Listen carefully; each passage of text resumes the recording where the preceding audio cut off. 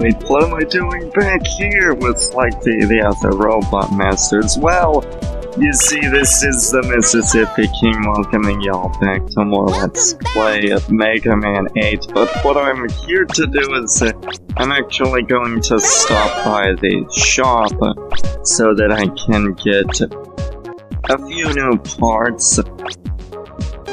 You know, some things like the power shield, which completely negates knockback. Thank goodness for that.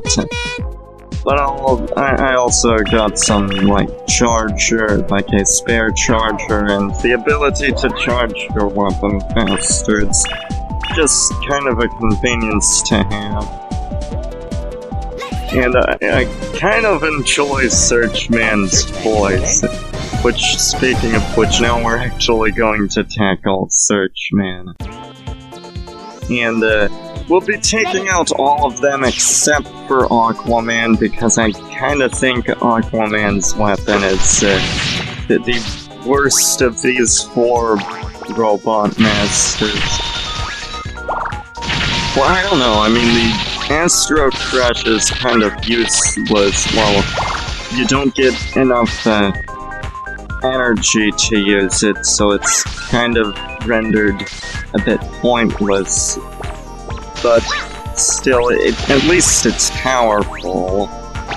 The water balloon, which is Aquaman's weapon, is kind of lame.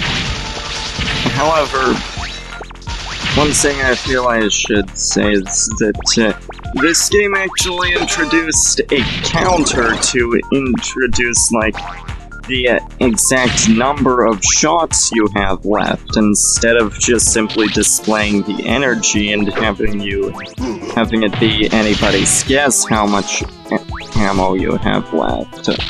And that is an awesome addition. I really love that, and I wish they kept it for Mega Man 7 and... no, what am I saying? Mega Man 9 and 10. And I also hope it returns in Mega Man 11. In fact, I hope a lot of features from this game return in Mega Man 11, because... yeah, I think this game is not the way for entries in the series, but it's still a great entry, and I also do enjoy a lot of the features that the game introduces. And funny enough, this counter thing would actually become this counter that integrates how much you have left, that would actually become a feature in the Mega Man X games for the PS1, like for the original PlayStation. Except for Mega Man X3. Because that wasn't developed for the PlayStation or the Sega Saturn. But yeah, the PlayStation trilogy all had the games all had counters that indicated how much you had left. At least I think Mega Man X4 had. I'm pretty sure it had one.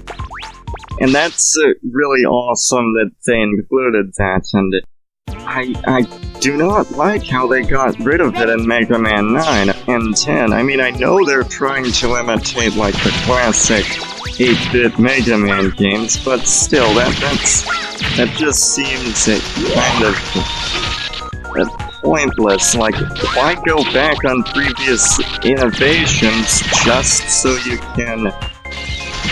so that you can imitate the feel of the classic games. You know, I just don't get that. But Search Man uses a lot of the Thunder Claw. Like, it uses the Thunder Claw a lot. And you actually need it to get past some part that's coming up. And if you time it right, then you can actually get a bolt. Which, you know, I hope to get, because I do not want to backtrack to this place. But, you know, I mean, I guess since I didn't get the Flame Sword first, I guess I'll have to do some backtracking here anyway. That'll be fun.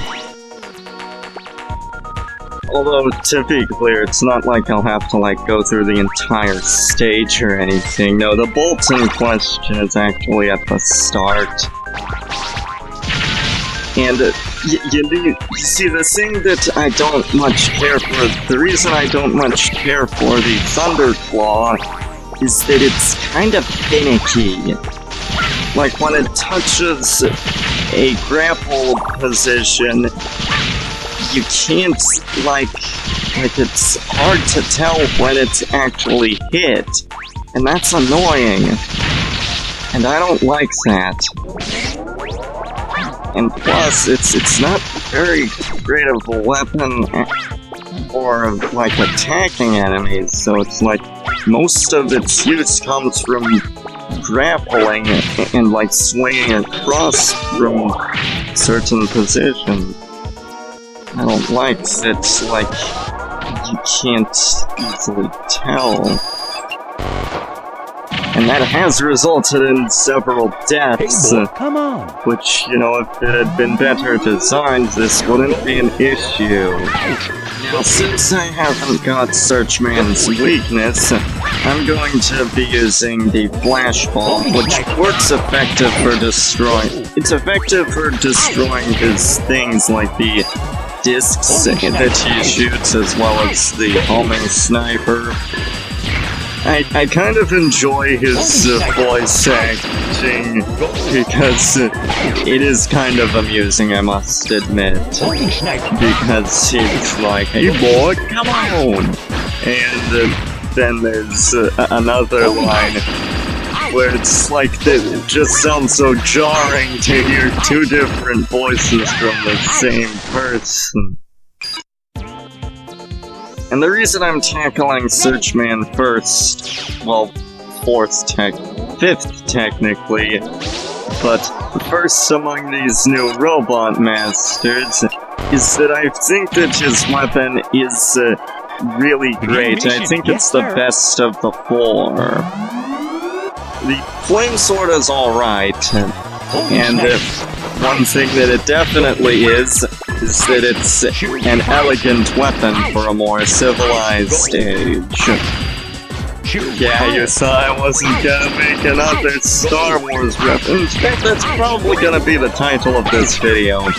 An elegant weapon for a more civilized age. Fire. But yeah, if you keep this up, then Searchman shouldn't be too much of a problem, even though I died to him. So, his weapon is pretty great. It's a homing missile.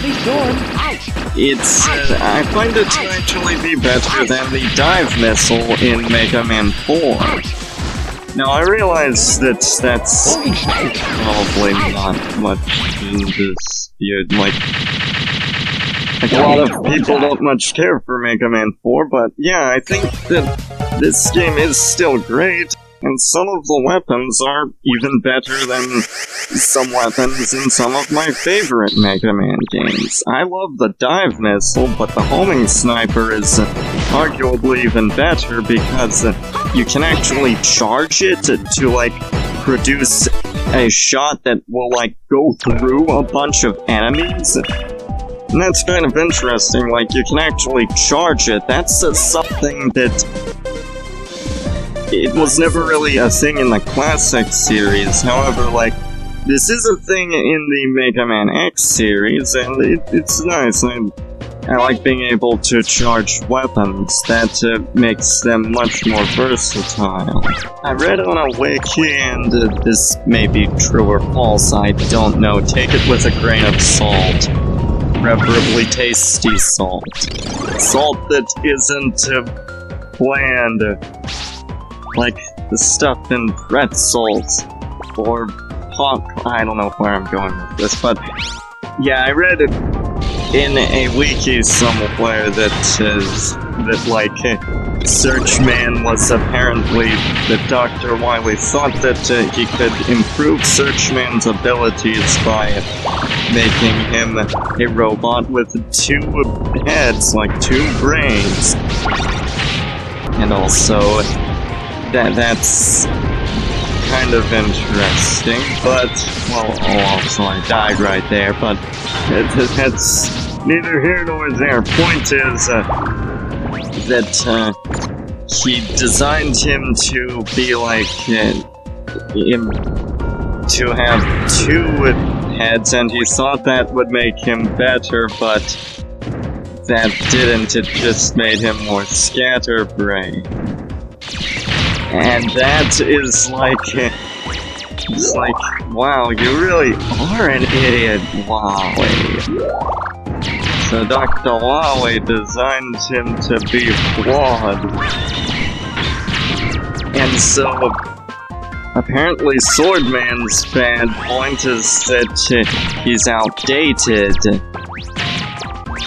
Dr. Wahwee, you really are an idiot. Why did you design a robot that uses a sword? It's like, why would you bring a knife to a gunfight? That is supremely stupid. Like, why? And apparently Astro Man's bad point is...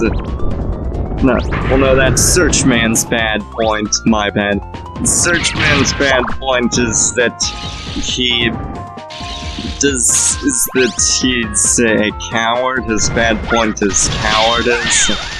And so it's like, why would you design a battle robot to have cowardice, to like be a coward? Like, it's one thing if it's like a household robot. You know, like, that's not too bad if it's a household robot, because it's like, for that, you know, the cowardice wouldn't interfere with, like, their job. But you thought it was a good idea to design a robot that was a coward, a battle robot that was a coward. You are an idiot, Wahwee. Seriously. Oh, and also, Astro Man dislikes cheap humor. Guess he wouldn't like Aquaman then. Well, we'll get to that later. Maybe in the next video, but yeah. Aquaman is not to be confused with the other Aquaman. Like, no, he can't summon any aquatic animals to help him. He's not a superhero. Like, seriously, they just thought to call him Aquaman? That's ridiculous. Like, really? And, yeah, I find Swordman's stage to be kind of a slog. It's not the worst stage in the game out of these four Robot Masters. Like, I think the worst would have to be Astro Man's stage, which can go suck it for all I care.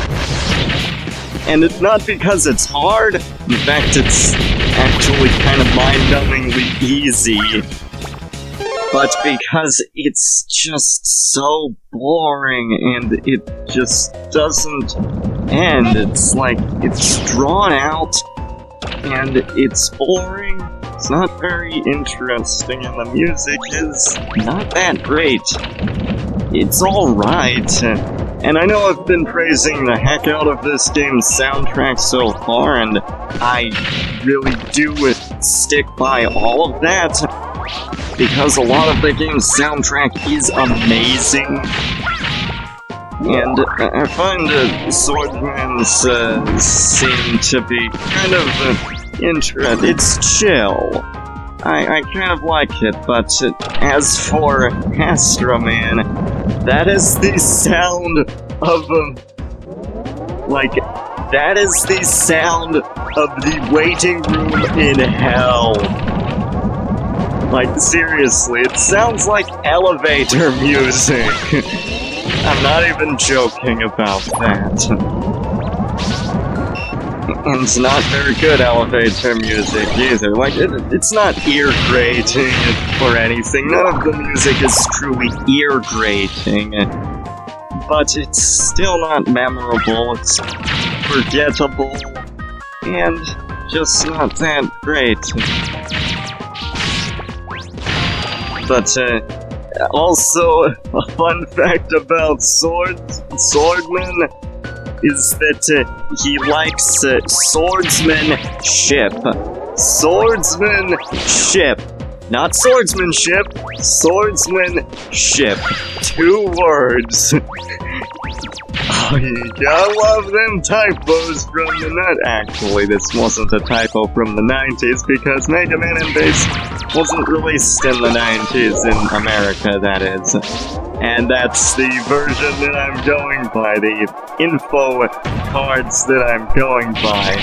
And they misspelled swordsmanship, 1 word, as 2 words, which completely changes the meaning of like, the whole sentence. Well, it completely changes the meaning of that phrase. So it sounds like he likes a ship for swordsmen. Impressive. And that is just... I don't think that's what they meant. Stress is silly. Impressive. But again, I'm tackling swordsman with... swordman. Without his weakness. And that's going to be fairly... Like, he's not that hard with or without his weakness. I mean, with his weakness, he's even easier. But I don't really need to use it to attack him, to, like, fight him. Next up, we're going to be tackling Astro Man's stage, which y'all will soon see, like, why I say that it has elevator music from... Actually, waiting room music from hell. Music for the waiting room from hell. And it has an annoying maze that takes forever and is boring as heck. In fact, I think the rest of the game, well, okay, the second half of the Robot Masters is, for the most part, a huge slog. It's just painful to get through. And I don't really like that. And, to be clear, it's like, Searchman's stage is perfectly acceptable. And, I do like Aquaman's stage a decent bit. It's not great, but it's still pretty decent. And, like, I do enjoy some things. And, well, Swordman's stage is a complete slog. I won't defend it. But even it, at least there's no maze part where it's like you gotta find where you gotta go and take care not to miss anything. In fact, I think I'm gonna speed up the maze part. So you know what that means. We're gonna speed this stuff up, chipmunk time. But, yeah, this place is boring. It's like, I'm excited for Mega Man 11, but I hope they do not pull any crap like this. Like, it's not frustrating or anything, it's just boring and dull, like, seriously. It's not this looks interesting or good. Like, so there's actually, one thing that I feel I should have mentioned, there's actually an 8-bit remake of this game, or I guess remake is the word that I learned several months ago. This year, actually, even though I've heard of the thing and was aware of the general concept for a while now. I think they should make an 8-bit version of every Mega Man game ever.